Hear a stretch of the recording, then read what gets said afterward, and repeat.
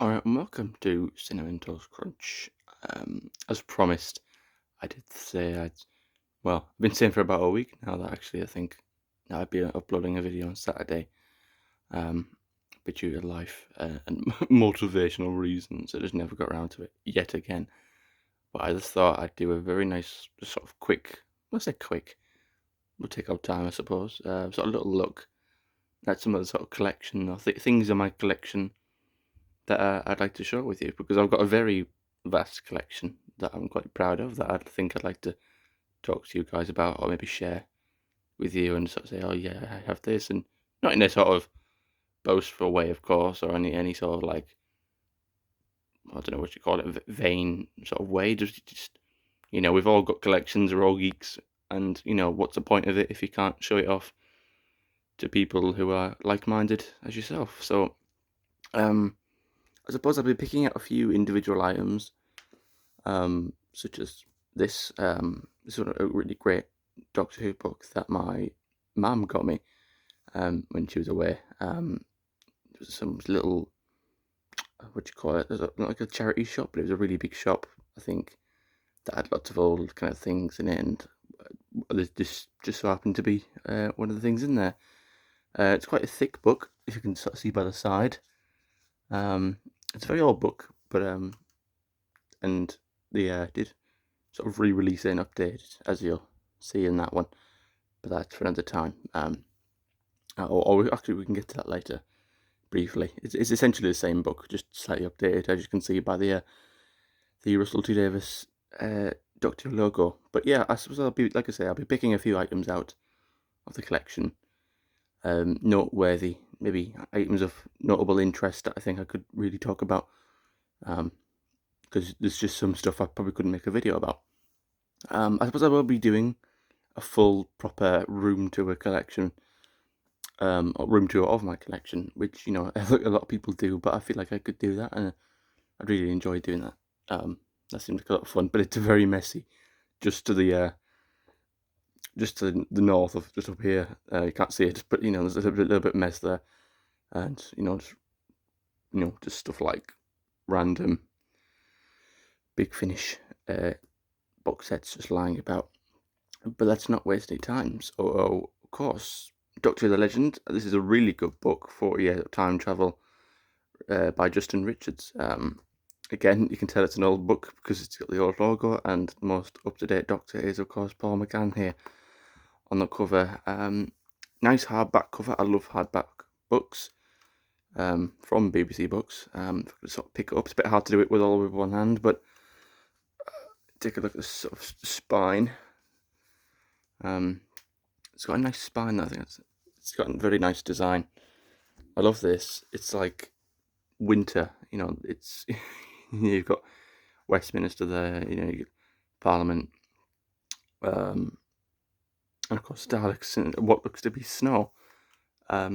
Really good 60s Daleks as well. Does it say when it was? No, it doesn't. I thought maybe it tells when it was made. But I'll probably do it inside. Again, really quite big book. If I'm being honest, really big. It's really hard to actually maneuver around it, but we'll make do. But again, I love this page. I mean, look at the detail there. I mean, you can see it's essentially. I can just move this out of the way slightly. All the title sequences. So again, you'd see it, the start of it, and then as it morphs into Pertwee's face. The logo as well, and of course as well for Fourth Doctor, Fifth Doctor, Sixth. Again, really a good explosion of colours. I really like this page. It's a nothing page. It's literally just something to fill the gap to show you as you first open it, isn't it? But it's just fantastic. Sort of like the designs and the effects that these guys created at the time. People who did the title sequences, the technology that they had. Again, just really colourful stuff. You get sort of like what you call it, like a synopsis. Again, 40 quid. I think originally this would have been. I think I got it for a lot cheaper. I can't remember how much my mum paid for it, but she remembers. I could ask. Again, just maybe it says. Does it say here? Let's say here actually. Copyright published 2003. So maybe 2003 this book came out, which actually isn't. Well, it is old. I was born in 2002, so it's a year younger than me. Well, it says £5 here. Is it Neil? I don't know if it actually is £5. I don't know if that's how much I paid for it, but it's what's written in there. So I suppose it is. About this book. This book is a celebration of 40 years of Doctor Who, although it is a big book. Yeah, you're telling me, I just said that, didn't I? It would take many volumes of this size to document every aspect of Doctor Who, so we have decided to concentrate on the narrative, the adventure itself. And that's essentially what this book is about. It's a really big book, like I have said, and like the book has said. That, again, all the thickness of this, that's what she said. As you can see, it details every chronological on-screen adventure from Classic Who. Obviously, because this is from 2003, so New Who, I think, was greenlit in September, but depending on when this is published or whatever, it was just announced. But yes, it's a really great book that details and dedicates about 2 to 3 pages on every story. Maybe the more popular ones, like Caves of Androzani, for example, will have more pages. But every Doctor, okay, let's just not waste any time. Again, another fabulous page. Again, just of Doctors gone by, of yesteryear. You know, you can really tell these are sort of like old pages. I don't think you'd get a sort of a page like this now. It's a very distinctive style of how books are made, if that makes sense. I'm probably not quite accurate there, but I think hopefully you get what I mean. Just something like this, for example. This is quite like a very the way to present it, I think, is what I'm talking about. It's as a certain style. At about tea time on Saturday, 23rd of November, 1963, a legend was born. It certainly was. Again, just more pictures. Again, I was always fascinated by this picture as a kid, because again, when I was learning about the classic show, I was thinking, what is this? Why is there so many clowns? It seems so odd. But yeah, this is just again, these 2 pages are just essentially dedicated to what Doctor Who was and what started it, and etc. And I think introduces a basic few features, tells you what the TARDIS is. Tom there with Leela. Again, Cybermen. This really actually freaked me out, just seeing the sort of the white noise playing in the background as they are bursting out of the sewers and stuff like that. The grates, really quite iconic. Of course, Marco Polo. Again, just a little bit more detail on the start of it, the birth of Doctor Who. Is this actually the first? No, where's the first story? I know that's an Earthly Child. Here it is. There you go. So each Doctor gets their own little synopsis. Again, an introduction to this particular Doctor, and the man behind the Doctor, William Hartnell. Again, really good detail. Again, like you can see, lots of words here, lots to say. Again, second page, third page. Again, even a brief little introduction to the companions as well. Susan, Ian Chesterton, of course, William Russell, who's just tragically passed away. Rest in peace to him. Barbara Wright. There we go. An Unearthly Child. So there you go. The first story. Again, a bit of information. Does it say anything there? Autumn 1963, unknown prior to Ice Age. Oh, that's just okay. That's just like an in-universe thing of when the TARDIS landed. So yeah, just a synopsis, journey information, how the story came about. The actors, the story, characters, behind the scenes, how they made it. Like I say, theme and music and opening titles. Of course, there you go. The second one, the Daleks. Of course, very first appearance of them. A couple of character quotes. Age of Destruction. Obviously, we won't go through every single page. We'll be here all night, but we'll skip through. Maybe a good couple of pages. Just skip through a few. The Chase. There you go. Chase. Literally every story, every televised story anyway, gives a detailed, again, good page, dedicates at least a good page or two to the story. Time Meddler, that's one page. Second page, Galaxy 4, one page there. Into the Unknown, yep. Actually, why is that there? Into the Unknown. Oh yeah, the Daleks' Master Plan must have came after that. Right, yes. Mythmakers, yep. Daleks' Master Plan, yes. Massacre. The Ark. Of course, Celestial Toymaker, which of course they've just released on animation, which I've yet to watch fully to give a really full, in-depth opinion of it. I suppose I will do in time. Gunfighters, I quite like the Wild West. I've just recently bought, actually, now that I'm here, I can grab it on the shelf. Clint Eastwood, the Man with No Name trilogy. Again, just bought this the other day. I quite like spaghetti westerns, Western movies. Anyone who's ever played Red Dead Redemption, you'll know. That's that genre. Quite interested. But yeah, I do definitely like the story of Celestial Toymaker and the Gunfighters, even if the Last Chance Saloon song is a bit repetitive. Savages, of course, Stephen's last story. And yeah, we're getting right to the end. There's Polly and Ben now. We're getting to the end of the first Doctor's run. So we'll skip forward the 10th planet now. First introduction. My favourite design of the Cybermen, I have to be honest. I'm a fan of their more mechanical robotic design, but this is quite creepy. These sort of the first sort of stages of their first attempts to become different, and that white cloth is just fantastic. Yeah. And very soon now. There we go. Second Doctor.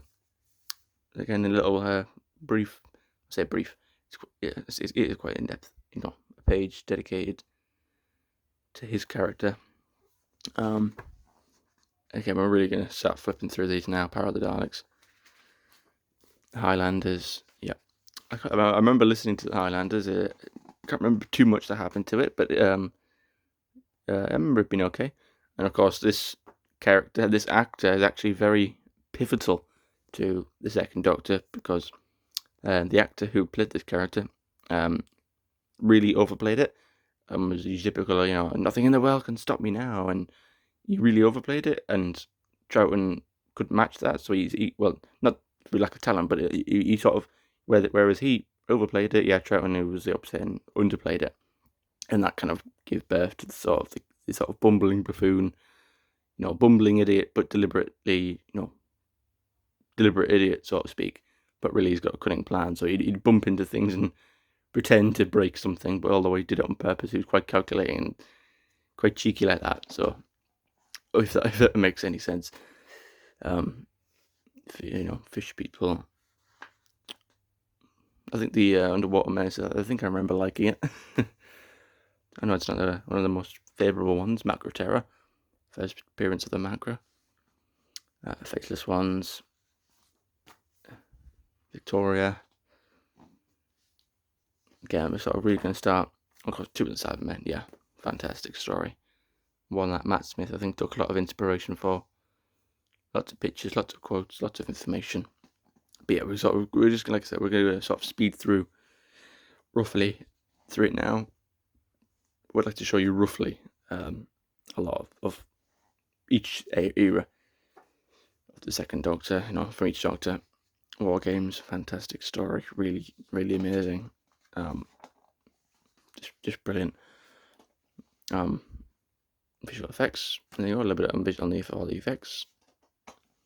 But yeah, it mainly focuses on the story, like I said in the intro.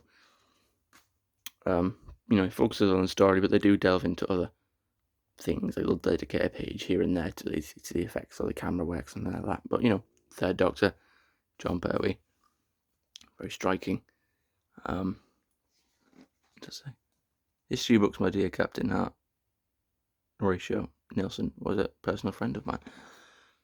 Yeah, Unit, Unit was, again, the introduction to Unit. It was a massive team. It was a character itself made up of multiple characters. But yeah, Unit was very key to this particular era. Doctor Who sort of became, I guess, the A team, or the original A team, I suppose, for a little while. It brought something new to Doctor Who. First time into colour and everything. Fair enough. Yeah, great story. Josephine Grant. Of course, this kick-started the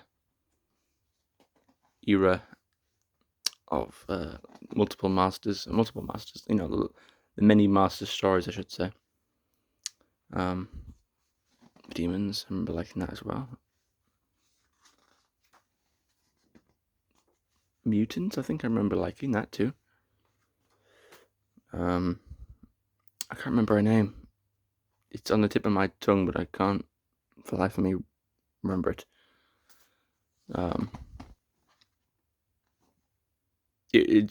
It'll come to me, maybe, if I care enough. Three Doctors. Remember seeing this at the time as a kid. Remember really liking it. Canville Monsters as well. I got the Jurassic figure, the little sort of puppet. I remember that was quite cool. It was different. Planet of the Daleks, Green Death. Joy Warrior, getting towards the end now. Dinosaurs. Yeah, they look kind of terrible when you see it like that. I mean, they kind of look quite bad now. I think if they would ever release, which I say ever, they will do eventually at some point. But when they release Series 11 on Blu-ray, I can hope they touch up that particular story, because I feel like that story probably needs it the most. And of course, the iconic Tom Baker as the fourth Doctor. I Walk in Eternity. From Planet of Mars. Again, another story they have pillaged from the New Who and brought a character back. Whether you like it or not, it's up to you. Harry Sullivan, Robot, very much a third Doctor story.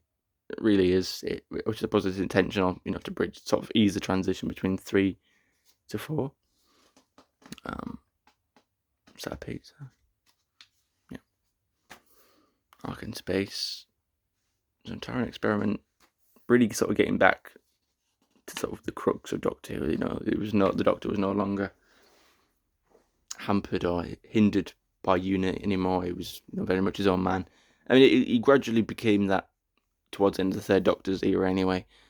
But he was still working for Unit. Again, like Planet of the Dinosaurs, and Planet of Spiders, you still had those stories where they're involved. Sutekh, I Am Sutekh, the Destroyer. Where I Tread, I Leave Nothing But Dust and Darkness. I find that good. But yeah, again, I don't know why they couldn't just bring back that design. But coulda, woulda, shoulda. Beta Morbius, controversial to say the least, especially Time's Child. But enough of that. And Fear, Mask of Mandragora, Time Lords and Gallifrey. Deadly Assassin, very iconic. Leela, Face of Evil. Who am I? Robot to Death. This was the very first fourth Doctor story I think I watched. I had it in those Sun DVDs. The Sun sort of packaged like little one part. Well, they put like the one part of a story, put it on a disc, and this just happened to be one of them that they did it for. I had part 1 of the Robot to Death. That was quite interesting. I remember when I got that actual on full DVD and was able to see the rest of it. So that's what happens. Towns of Wen-Chiang. Again, Doctor really sort of peaked at this point. It was a really strong. They were really on a roll at this point. Very good. K9. Again, we're just going to try and somewhat speed through these now. 19 minutes and 40 seconds. I wouldn't want to take too much of your time. But then again, maybe you like this sort of thing. Underworld. Enough said about that, the better. Romana. Fantastic. In a very East 17 Stay Another Day costume. Maybe she was practicing before they set up their band. Pirate Planet. Bruce Purchase as a pirate captain, I think it was. Stones of Blood which was the 100th story, Doctor Who. Key to Time, I really like the Key to Time set. It was just something different. You had sort of storylines run through Doctor Who, like again the Doctor being stuck on Earth. It was an ongoing thing. Whereas typically Doctor Who is sort of an anthology series, if that's right. If that's the right word, where each story is typically somewhat separate from each adventure. Well, at least it was in Classic Who. It's a little bit more different nowadays. Although the recent series of Doctor Who was quite linear, or was quite individual. Apart from the few themes running through it, each story was quite separate. But typically Doctor Who was an anthology series. But yeah, there you go. Most viewed classic story. I think due to a problem with ITV at the time. Essentially, there was no opposition to watch, so everyone was just flooded to BBC.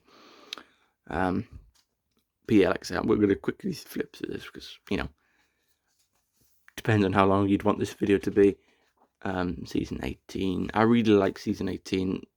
The Doctor's quite different. He's not quite the sort of cheery, silly Doctor he was in, particularly in the earlier seasons of his first run. You could tell Tom was coming to the end of his leather, his rope, whatever you want, for want of a better word. Again, I really strong memories actually of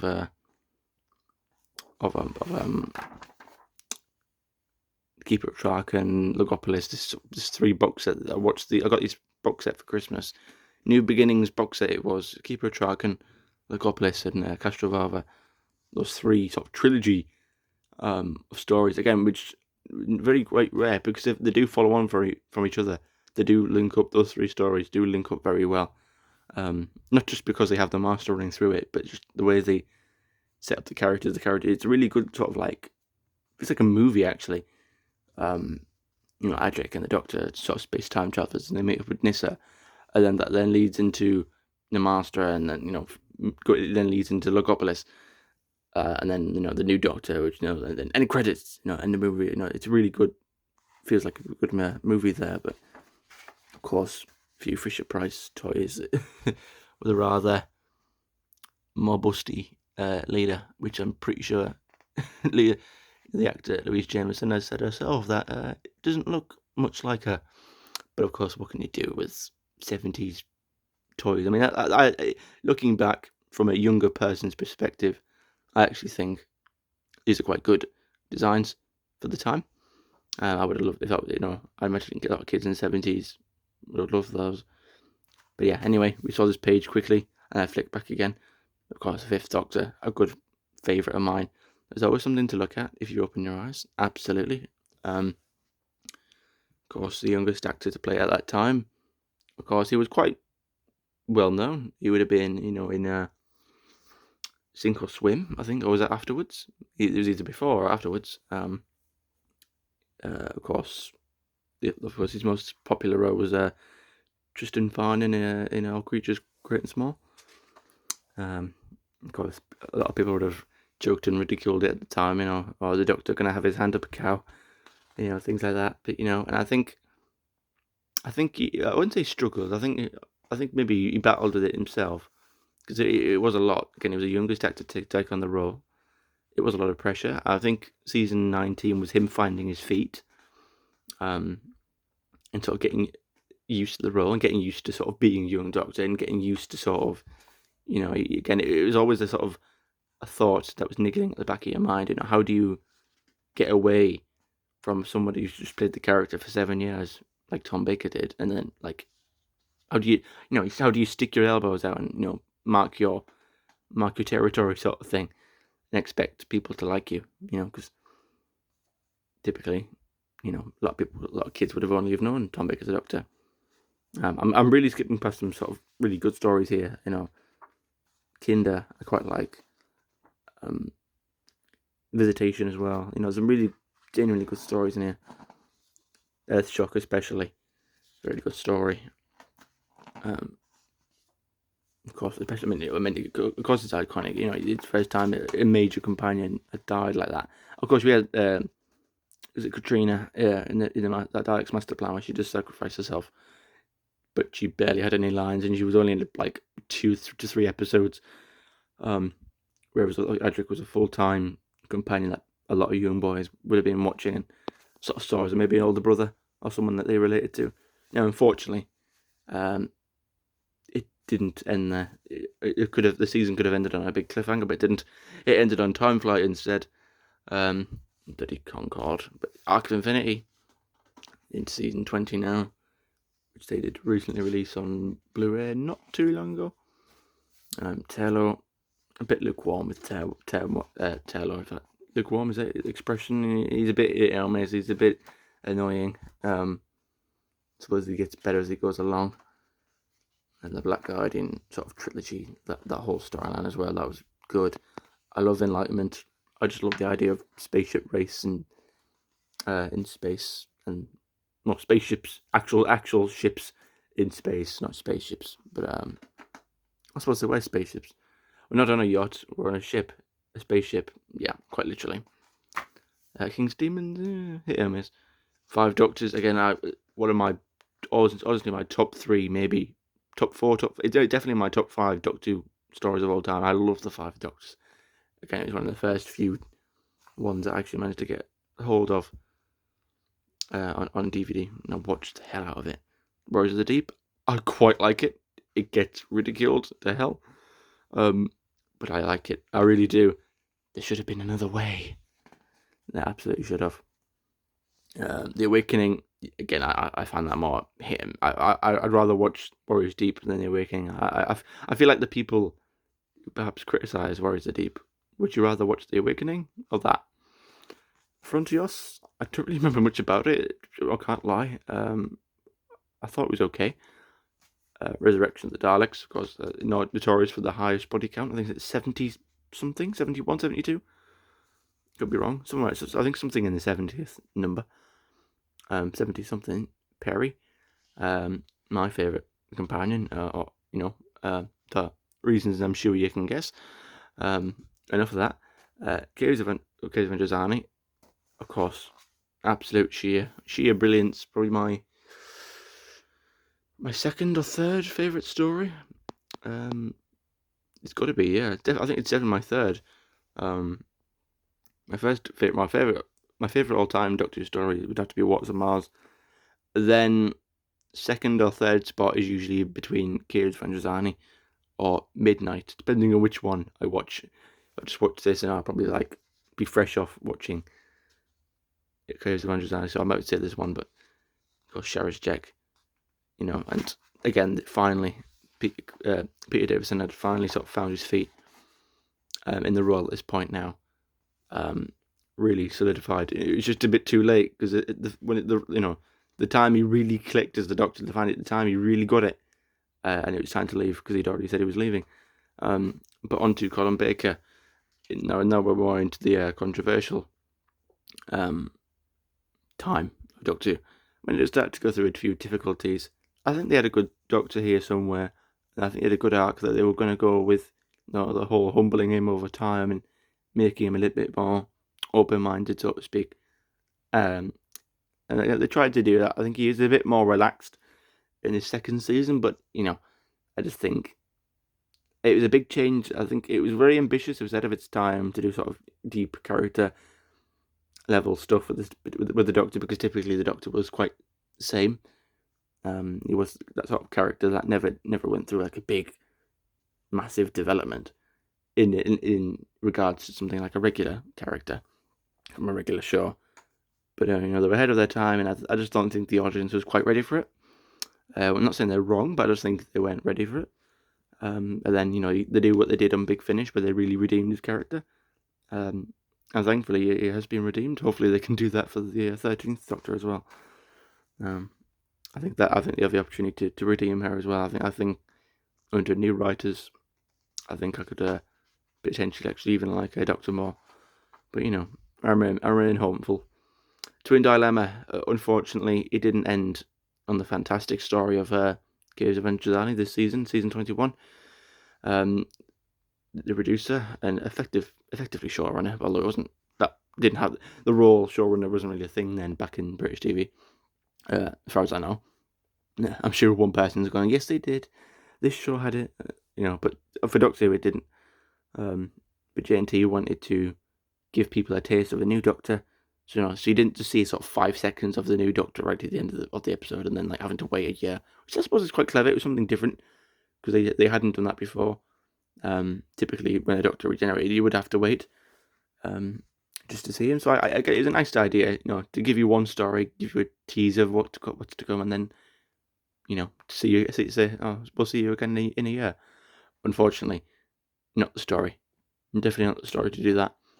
Attack of the Cybermen, a good season opener, much better than the previous story.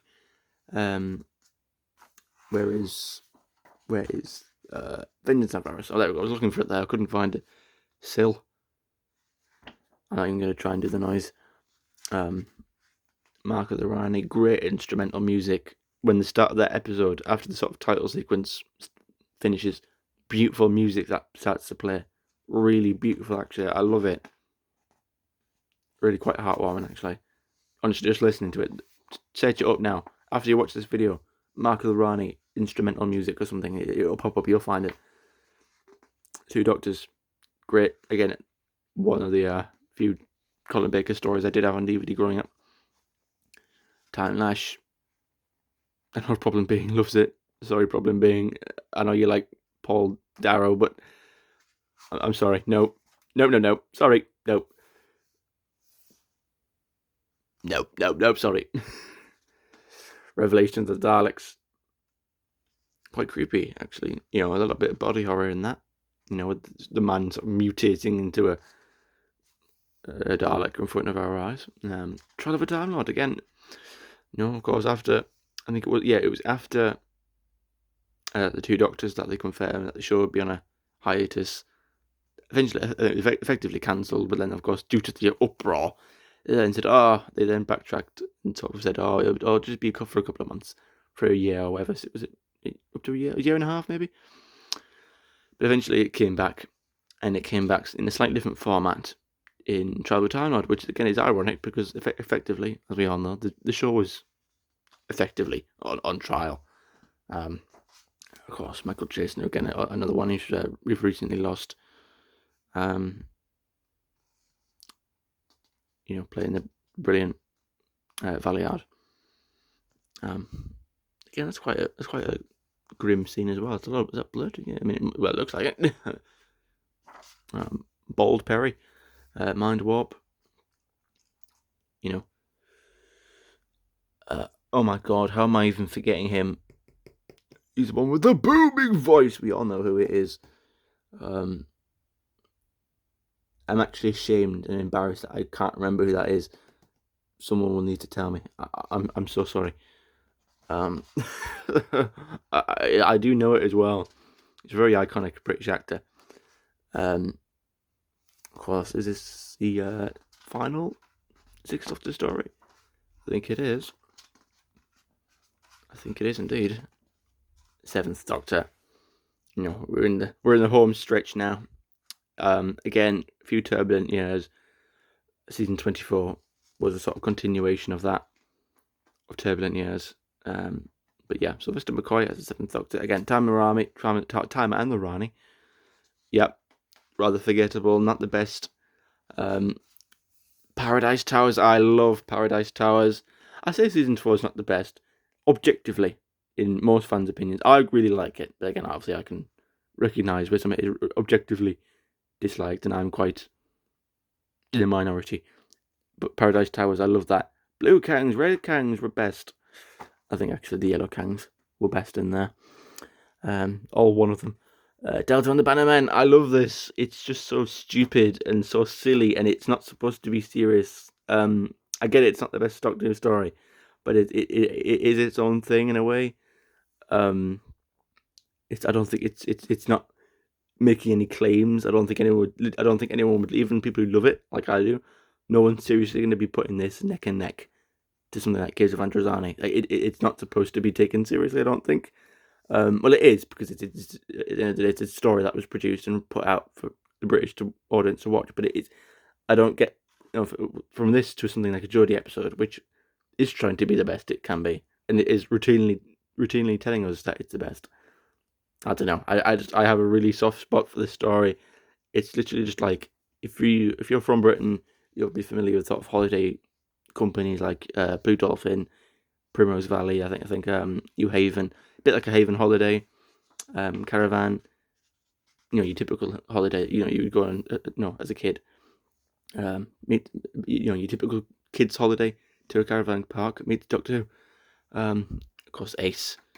One of the few characters. We had a few sort of characters before that were developed. Leela had a sort of niche of trying to not be a savage and try and understand social etiquette and social rules, like things you don't do and things you don't say. Out of just decency, I suppose. Things like not threatening to carve people up every 5 minutes. Dragonfire, again, probably most people would say the best story out there. Season 24, I would still say Paradise Towers, I think. And Dalton the Bannerman. Yes, Dan from Type 40. I have your back. But yes, so that's season 24 done. Again, a bit of a mixed bag. But of course, it came back in a massive bang. Again, a few turbulent years were over. We thought the battle was won. Not quite, but we'll get into that.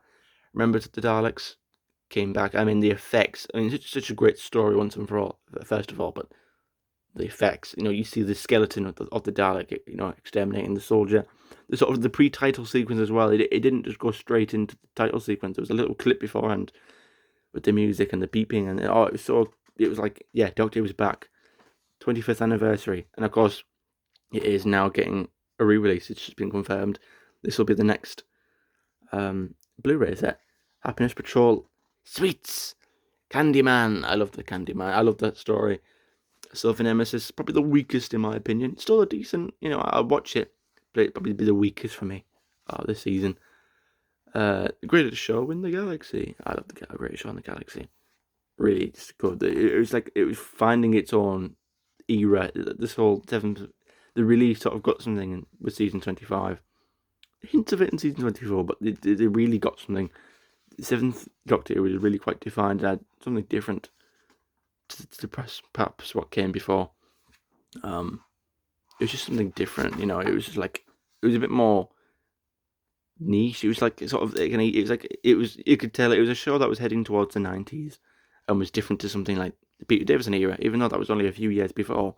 That was like just after the 70s and early 80s. Whereas this is, of course, what, 88? Of course, Battlefield, this is third season. I think my favourite season. This is where they got it together. It really clicked. And the fortunate thing was, they really found their feet. It was actually doing well. The stories were actually really great. Battlefield, maybe not so much, but Ghostlight, although confusing as hell, it is good. It's some great character work on even the Doctor and Ace. Ace, one of the few companions, actually gets some like deep sort of like character, development, sort of like exploring her character in that sense. And things about her mother, and sort of her having a difficult relationship with her mother or something, and then realizing that the baby at the end was her mother. Spoiler alert, but Kaiser Fenric, absolutely amazing. Really, again, we're getting to really good sort of like horror, gothic, sort of the 90s. You know what I mean? Like that 90s. It's just great TV. It was just fantastic. They really got something. They really found their feet. They had a few turbulent years. Season 24 wasn't, regarded as the best. Sixth Doctor era wasn't the best in many audiences' eyes. And they finally got something. They finally clicked. They finally worked it out by season 25, especially 26. But it was just too late. It was like, spoke before. It was cancelled. Brought it back because of the pressure. And then they kept it on life support for a few more years, and then it was cancelled again. And unfortunately, it didn't. People sort of accepted it this time. It's like, oh, no, the battle's lost. We kept it going for a little bit longer. But yeah, I think it was obviously people would have been upset, of course, but it seemed to be more widely accepted the second time round. But of course, there was hope with the TV movie. I Know Who I Am. I Am the Doctor. Paul McGann, really nice fella. Really, really nice. A great Doctor. It's just a shame he didn't get his own show. Television story, doesn't end there. They, of course, dedicate some time to his very, very, very, very, very, very, very, very brief era. Well, it's on screen anyway. Of course, as we know, it all evolved and expanded into Big Finish and other mediums like that, comics as well, Doctor Magazine. Really great stuff. And it even says here, the Doctor Who legend continues, further adventures in time and space. Big Finish, here. Yep, Spare Parts. Really recommend you listen to both of these stories. If you're new to Big Finish, if you're a Fifth Doctor fan, absolutely check that out. Or if you're a fan of the TV movie, like I am, definitely check that out. Although I would recommend you actually watch the Eighth Doctor era in chronological order, and it is quite easy to do that because the Eighth Doctor era for me essentially exists on Big Finish, so it is actually quite easy to watch it. But yeah, like I said, magazines, books, audio dramas, the Eighth Doctor's story technically didn't end there. Of course, we did have a slightly. Of course, this is quite prominent now as they've recently brought this back somehow for some daft reason. I'm not a big fan of it at all. I think it's gimmicky and just done for a laugh without really any genuine real reason. But of course, they did do another animation. At the time that this book was made, it would be in brand new, I think. During the Schalke. Richard E. Grant as the Doctor, which actually is quite good casting. He does definitely feel like a Doctor, or a Doctor that could have been. You look at Richard E. Grant and you think, oh yeah, that could have been a good Doctor. But yeah, and that's we get an index. Your typical index episode titles. There you go. Of course, you have the title of the story, but the actual individual parts of the episodes, of course, have theirs. Really good. Really, really good. And we'll just read this sentence. It's the last page, near enough. Can you imagine silver leaves washing over a pool of liquid gold, containing singing fishes, twin suns that circle and fall in a rainbow heaven, another world, another sky? If you come with me, I will show you all this, and it will be, I promise you, the dullest part of it all. Come with me, and you will see wonders no human has ever dreamed possible, or stay behind and regret your staying until the day you die. Absolutely. And again, just more fantastic artwork. I say artwork, it's just a collection of pictures put together and a sort of collage thing, but just fantastic. All the colours, really, really great. And that is essentially it. I won't bend anymore that way actually, so I'll best bend it back this way. If I can just sort of. Okay, you know what? I'm having a bit of trouble with this. Yeah, I'll sort that out. It's not quite folding back properly. But anyway, yeah. There is, of course, like I said, a sort of continuation. I'm just battling, but there's a book. Don't mind me. There you go.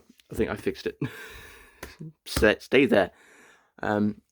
Again, I suppose, like I said, I'll briefly cover this. It's essentially the same book, exactly the same, except that's just in hardback, and this is paperback. Although it is quite thick, it's not quite, well, it is paper, but like sort of cardboardy thing. Of course, updated with Christopher Eccleston's time. As you can see, it's literally like the same sort of style of book.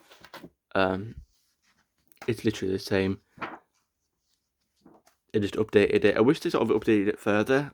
Maybe if they re-released this a couple of years ago, maybe like a part 2.